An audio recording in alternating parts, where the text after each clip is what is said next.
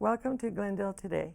I'm Councilmember Norma Alvarez, and I represent residents living in the Ocotillo District. The Ocotillo District is located right in the heart of Glendale. On today's program, we're going to discuss what it's like to own a business in Glendale and what to do if you're interested in opening a business of your own. My first guests are Joann Sandhagen and Sylvia Pompa Chavez of Perla Cafe. They're going to talk about how their parents opened the restaurant in 1946, the history of the restaurant, and how they continue to have success.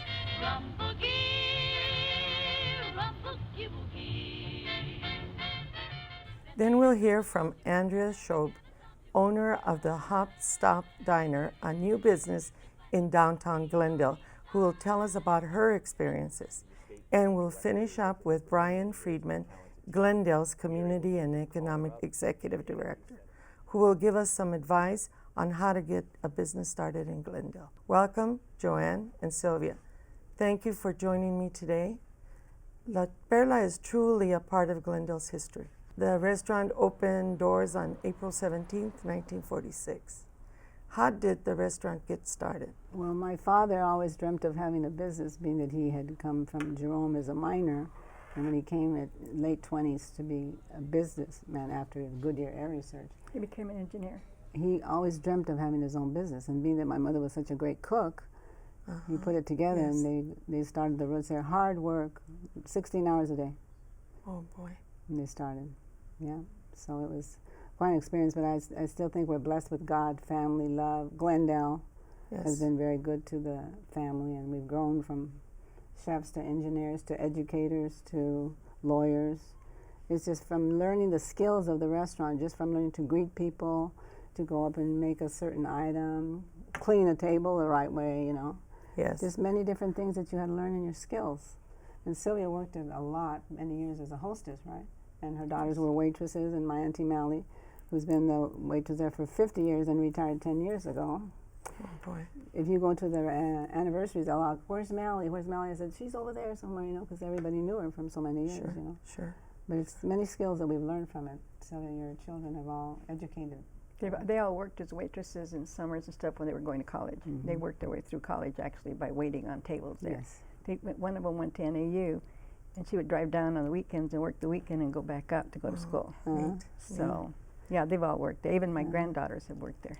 But right now we still have many nieces, like Eva's here, and Angela Butch's daughter, and so many are still working there, you know? Nikki's working there. Nikki, she's still a waitress there. Yeah. And of course Butch, my brother Joe, he's all the one that runs the whole Yes. The whole empire, business. I say, because 68 years, a lot of people will talk about him. I say, well, you know, how many people, he was 13 when my father died, and he's 66, I'm not supposed to say his age, but how many people would be able to hold a business that long? Yeah, that's right. You know, That's so right. there's been ups and downs, but I'll tell you, it's been a glorious experience in our lives, just from the love of the family, the community, the city of Glendale, and it's just been great. Well, he must be doing something right somewhere He sure along the is. line in order to keep He it sure going is. as long as he has. He sure Not is. everything's perfect, and everything goes up and everything comes down. Yeah. You have to be there to pick up whatever's come down. Exactly. And he's done it. You know, as far as we can see, he's done what he can, and it's still going. That's good. So. And a good place to go. Yeah. One of the most important things when opening a business is choosing a name. How did the name La Perla come about? My mother, she was a real pretty lady, and she was very fair-skinned, and he used to call her his Pearl. Okay. So he named it La Perla after my mother. Uh-huh. That's neat. Isn't that neat? So we have great, great roots and memories there, and just recently, a lot of the kids have gone on to scholarships, and from the roots of working there and growing up from the La Perla. When I was in first grade, La Perla was open. And I'd run to school, and I'd come back, and we used to live right there. We used to be First Street. Sonorita. Yes. No, and we didn't live there. We lived right on First Street, in the little white house on the corner. I didn't. No, you didn't. I wasn't there yet. No, we used to throw you out to the farm with my grandma. And so I'd go there every day and go back and forth and back and forth. So I've been with La Perla since almost the day it started, Yeah, 1947. living, being there day and night at that Yeah, point in right, time. right. Exactly. And as years went on, I didn't know any other life except that night and day, whatever it was with the restaurant, till I went away to college, and then Yeah. then my lifestyle changed. It all at that takes point. dedication and hard work. Huh? Oh yeah, a Dedication. lot of hard work. I mean, we used to be there when, I don't know if you used to do this. Well, When the I did. waitress would call on a Saturday, I can't come in, and we knew darn well she We'd went all on run a away date. so Grandpa wouldn't find us. She went on a date. That's great. So Your she had to father come. is part of Mexican food history also. Tell us about the patent that You he. wanna tell 'em about it? Well, the patent was, they used to make the taco shells and stuff One in at a the time. big thing, one at a time, you know, and get them done. And then he said, there's got to be a quicker way to do it than that. So he developed this thing that you make 2, 3, 4 dozen tacos at one time. Yeah. And you'd put it into grease and you'd get them all out at one time. Well, this was way back in 1950 or 48 or whatever it was back there. You know. Yes. I'm not really sure the exact date. And then he would do it and throw them out, and it was going. Well, one of the people, Mr. Phillips, who was a man that used to help, like my dad, he actually owned all that building, said, why don't you patent it? He says, that's something that all restaurants can use. Sure.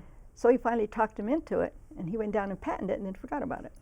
Oh, So then somebody else went in and patented also. Right. And so, but I don't know what's going on. That's Butch is working with that. We have no Yeah. idea what's It's going been on so right many now. with it, years. you that- know. Sure, that, sure. you know, So that's how it started. Then he did one for the tostadas too. tostadas, yeah. He did that for You can tostadas make too. many. So You that know how you fry one tortilla, well, you can put these in grooves and you make put it like a in. dozen at a time and stuff Dozen. like That's that. good. Then- That's but it good. started with little tiny machines at the Yeah. time, and now of course they're great They're big things. big but ones. Yeah. yeah, that's how he started it. Congressman Ed Pastor also acknowledged La Perla's 60th anniversary on the congressional record in 2006. That must have been a great honor. Oh my God! yeah, What an it honor! was. What an It was. honor! We're in the Book of Congress. We're in the, I forget what page number and all that is, and it's in the Book of Congress for the rest of the history of the United States. It's in that book.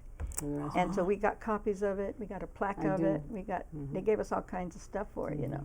The I think she has the book, I'm not I sure have who the has book, the book, yes, yeah. uh-huh. And there's a plaque that's supposed to be at the restaurant, but I don't know where it is now. We can't put too many things up sometimes because they disappear, Yeah, yeah. you know. yeah. So, This- and we got all these, you know, allocates from all these people from Sure. Washington, D.C. and from Sure. all over. Good. Yeah. really, really nice.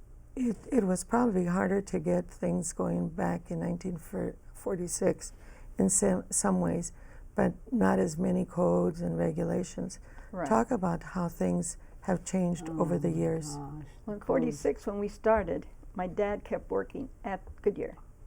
You know, that was our main support, and my mother was the cook and supposed to be running the restaurant. He'd come after work and make sure things got done and stuff, okay?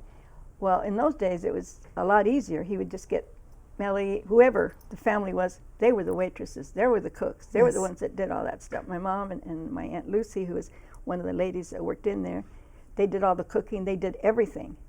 So, but business got so bad, I mean, not bad, but so good, Yeah. that it was hard for them to handle it, and my dad was trying to get it done. Well, in the meantime, my dad, with his tiny little restaurant going full blast, we bought out, it was Eldridge, what was it called, Eldridge? I think it was a furniture store. No, it wasn't a furniture store. It was, they make aluminum and stuff like that. I forget what it's Uh-huh. called, Country Metal or something Right like next that. door? Yeah, it was right next door. He took that over And and expanded. gave up the little restaurant and gave that to a upholstery company. Mm-hmm. And then we stayed in that big one. Then he quit the thing and bought a bar in El Mirage. Oh, yeah. So then we yeah. had the restaurant and then he had the bar. So they used to run both of those Oh, together. my. So it was a lot Yeah. of work. We'd get up at 1 o'clock in the morning to go have breakfast with that's why I said the Top Hat Cafe. Yeah. We'd go to the Top Hat Cafe to have breakfast with my dad Yeah. because that's the only time we would see him until maybe the Yeah. weekends. It's quite a learning What process. is the future of the restaurant? The younger generation coming up, you know, They're going to take care of it. learn and do, you know, Yeah. it's great. It's- Hopefully they can all accomplish because they're all willing to work it and stuff. Mhm. That's the main thing. They've got to be Yeah. willing to work it. Yeah. And if they can just work it and keep it up and bring it up, it'll be there forever. Yeah, you know, exactly. but it's a lot of work. It's not easy. Yeah. So Well, you've it's- done a great job, and I want to thank you both for being here Thank you. today and wish you continued success, as I know you will have, Thank at you. La Perla. Thank you. We're going to take a quick break, and when we return, Andrea Shope from the Hop Stop Diner is going to join us. She'll have a lot to say about owning a business in downtown Glendale. We'll be right back.